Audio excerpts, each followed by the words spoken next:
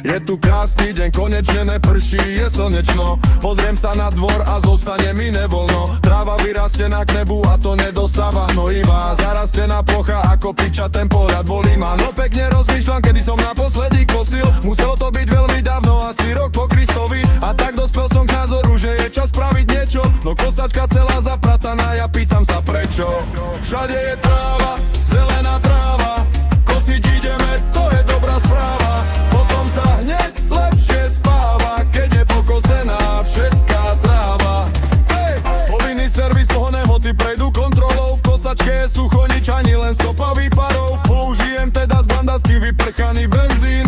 Potom dotankujem seba, pivom sa vzkriesím. Cigaretka možno dve, idem naštartovať, skúsim. Zaťahám za špagát, no motor sa len ako si dusí. Netuším čo sa deje, veď som nekúpil naftu. Mačkam pumpičku a tým zistím o probléme pravdu. Všade je tráva, zelená tráva. Kosiť ideme, to je dobrá správa.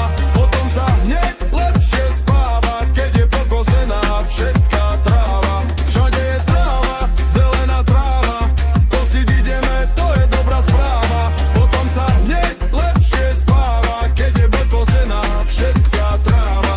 Prvé kolo bolo fiasko, teraz mám druhý pokus. Motor chytil hneď, kosenie je operandy modus. Výborne, idem na to, rozbehnem sa 200 z fleku. Za mnou stúpa dym, rev motoru a hrmot plechu. Nedám ani 20 metrov, akože po okraj plný. Chodím s ním hore dole, začínajú ma bolieť nohy. Tráva je už pokosená, skončila moja nočná mora. O týždeň idem znova, som otrok vlastného dvora. Všade je tráva, zelená tráva.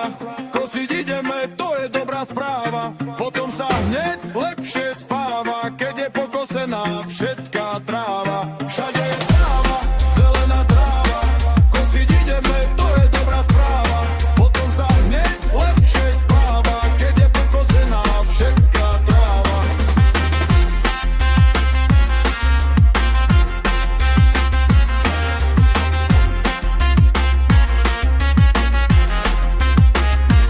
Všade je tráva, zelená tráva.